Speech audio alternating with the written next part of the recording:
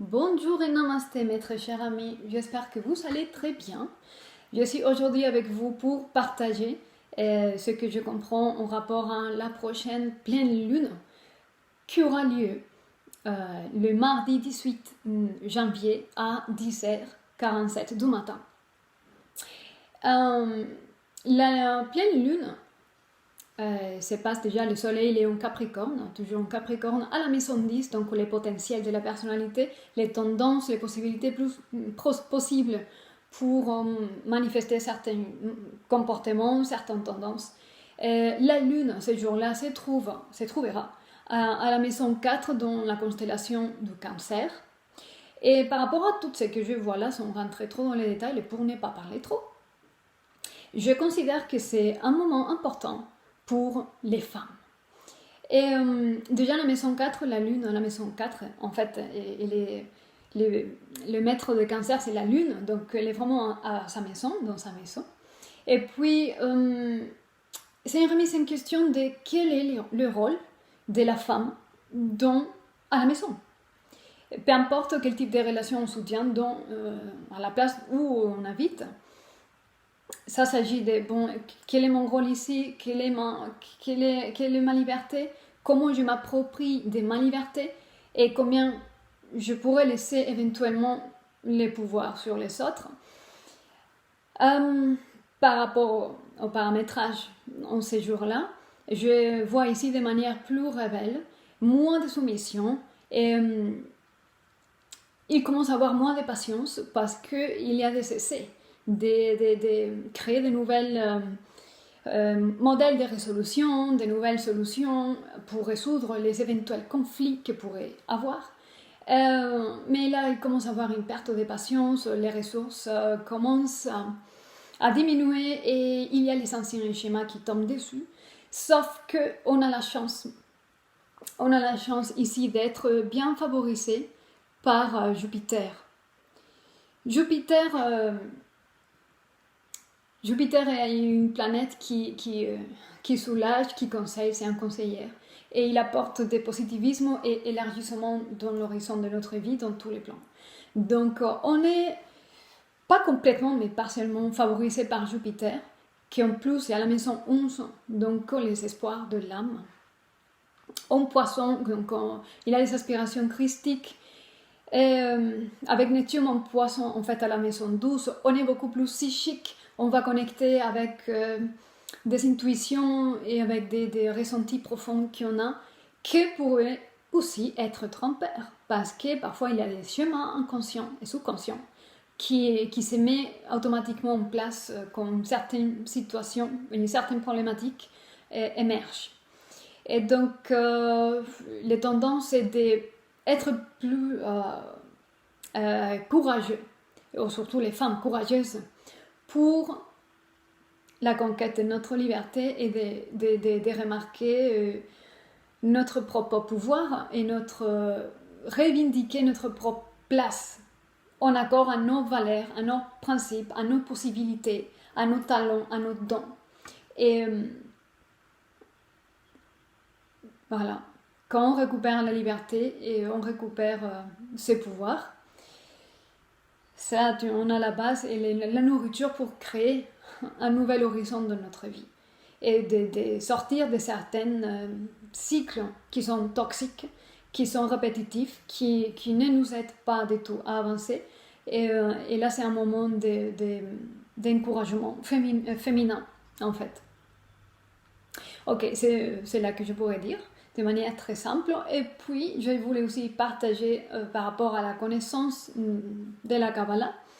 Le soleil, selon la position du soleil, la vibration, par rapport à la connaissance kabbalistique, les codes vibratoires qui s'activent naturellement dans notre terre et en nous, c'est un code qu'on appelle Mem Tzadeh Resh.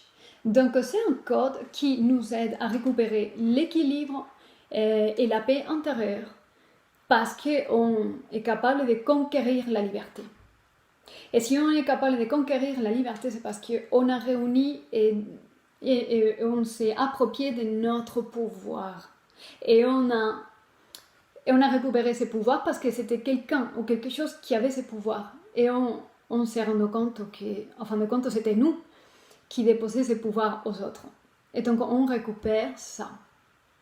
Récupérer notre liberté et puis de notre pouvoir nous permet d'avoir un état d'harmonie et d'équilibre véritable. Donc, ce n'est pas du tout par hasard ce que je disais de la carte astrale et ces codes-là. En rapport à la sagesse de Christo, les mardis 18, pour la science de Christo, on aura la vibration de l'agate de Botswana, que c'est le cristal pour respirer. Pour moi, dans ma compréhension des choses, ce cristal, c'est un cristal qui aide à récupérer la volonté, la vraie volonté de Père. La respiration, le souffle premier, c'est la volonté du Père, le masculin, la réalisation supérieure, la volonté supérieure. On revient, c'est la reprise de pouvoir. Et dans la respiration, de la manière que j'interprète aussi ces cristals, c'est aussi, pour moi, ça indique qu'on doit consciemment faire de la place. On inspire ce qui est nécessaire, ce qui est positif et ce qui nous aide à vivre. Et on expire ce qui est toxique, ce qui est plus nécessaire. Et que c'est un déchet, en fait, pour notre organisme. Donc, c'est un lâcher-prise encore. Lâcher-prise. Laisser aller ce qui fait du poids dans les dos, sur les épaules. Parce qu'avec un sac de malheur sur les dos, on ne peut pas vraiment recréer une autre volonté. Donc, tout conspire en fait pour la reprise des pouvoirs et des libertés. Et donc, je vous encourage à vous suivre. Donc, pour finir cette petite vidéo, donc j'espère que vous pouvez avoir quelque chose qui vous aide à quelque chose. Je vais faire un petit tirage des cristaux et des tarots pour voir qu'est-ce que l'esprit de tarot a à nous dire. Quel pourrait être le petit message pour t'aider, pour continuer à marcher sur ton propre chemin, pour t'aider à récupérer ce qui t'appartient, ton pouvoir, pour te revaloriser, je ne sais pas parler aujourd'hui, pour te revaloriser en tant que ton rôle de femme, ton rôle de mère, ton rôle d'amant, ton rôle de... Quel est ton rôle et combien tu vaux? Combien tu penses que tu vaux? Et qu'est-ce qu'on pourrait faire pour renforcer l'estime de soi? Donc, je vais mélanger aussi les cartes de tarot.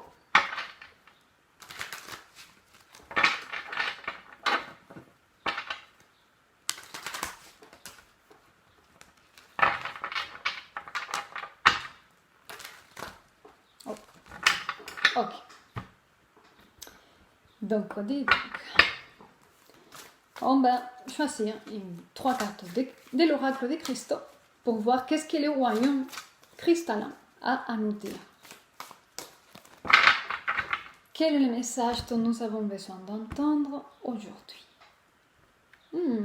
Oh, déjà la coupe. Ok, je vais vous expliquer, je vous montrerai les cartes.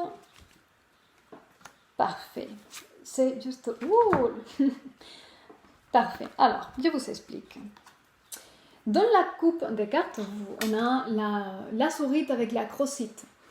La sourite, c'est le cristal de la concentration. On se concentre en qui? En nous. En nous, on sait qui on veut. On sait qui nous sommes. On sait que nous voulons. Pas ce que l'autre veut. Pas ce que l'autre décide. On ne se concentre pas en ce que l'autre fait, ou pense, ou dit, ou fait, ou arrête de faire. On se concentre en nous. Qu'est-ce que nous voulons? Qu'est-ce que nous sentons? Qu'est-ce que nous pensons? Tout ça. Nous. L'attention revient à nous. Et on arrête. C'est à travers l'attention qu'on donne des pouvoirs aux choses et aux gens. Et toute cette attention qui est projetée vers les autres, les gens et les situations, doit être directionnée vers nous. Concentration. Afin de quoi? Pourquoi faire? Pour nous aligner et éveiller la passion en nous. Qu'est-ce que c'est la passion? La passion, c'est la force créatrice. la force créatrice, cette énergie qui te motive, qui te pousse à vivre, à faire, à expérimenter, à essayer une fois et une autre, à te donner des alternatives, à te motiver.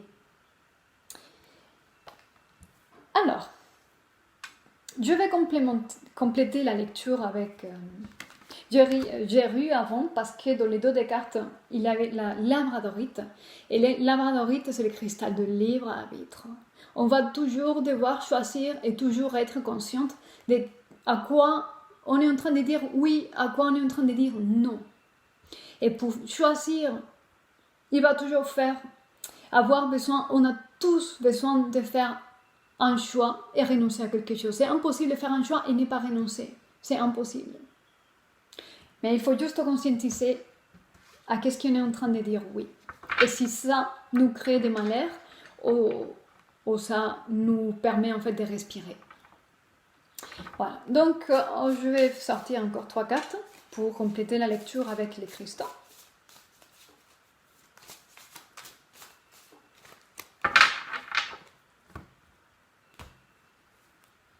Ouh là là là là. Alors, j'ai la coupe ici. Je sors les cartes. Et dans les dos des cartes. Ouh, parfait, c'est chaud. Ok, donc je vous montre la coupe.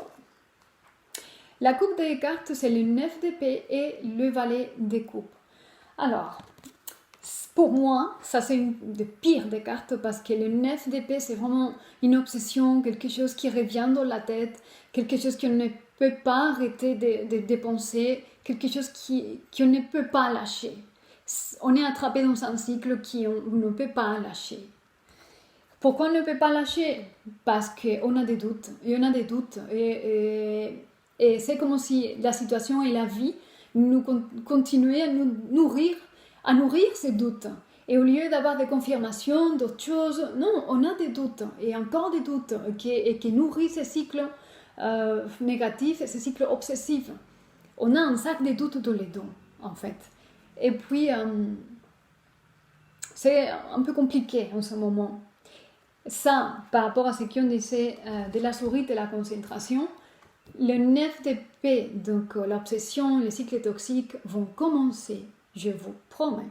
Ça va commencer à se soulager et à se relâcher quand on commencera à déplacer les centres d'attention des autres ou des situations extérieures à nous. Toi, c'est la chose la plus importante.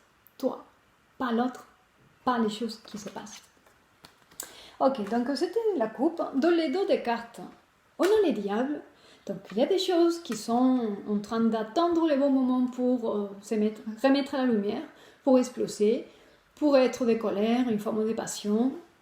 Et c'est une énergie qui va devoir s'exprimer, ne peut pas être réprimée de tout. Alors, la lecture des tarots et d'oracles, des cristaux.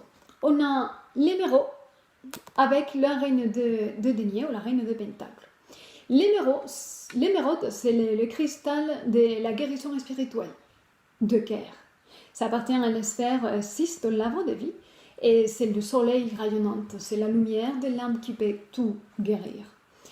La reine de denier ou la reine de pentacle, elle est quelqu'un, et pour moi, elle représente une énergie très humble, quelqu'un qui travaille de tout cœur, et seulement quelqu'un qui travaille de tout cœur, qui est humble dans ses intentions, dans ses propos, dans sa vie.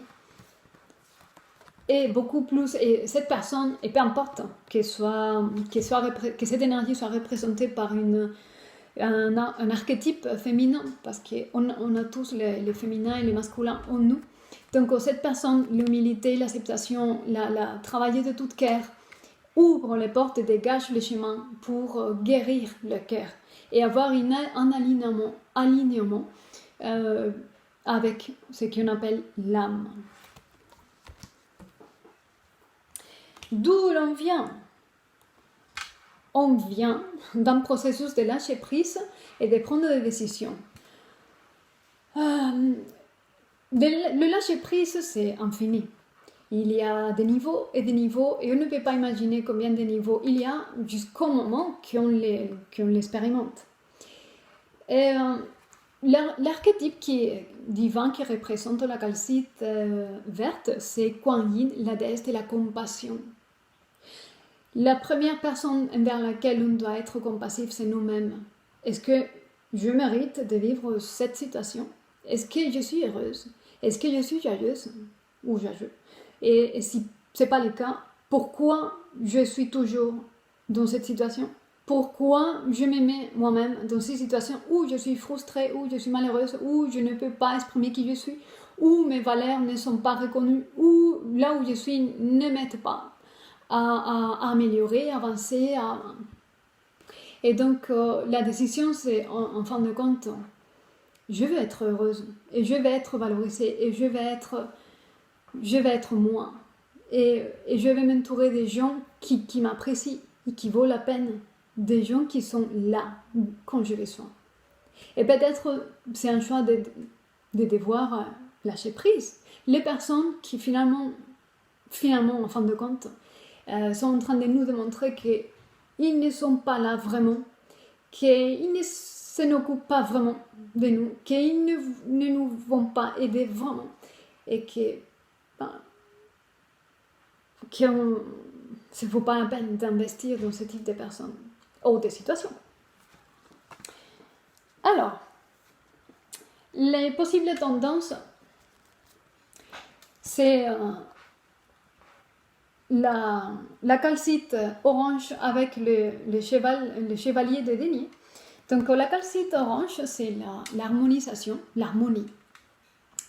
On arrive à une harmonie intérieure, une harmonie qui vient doucement mais sûrement.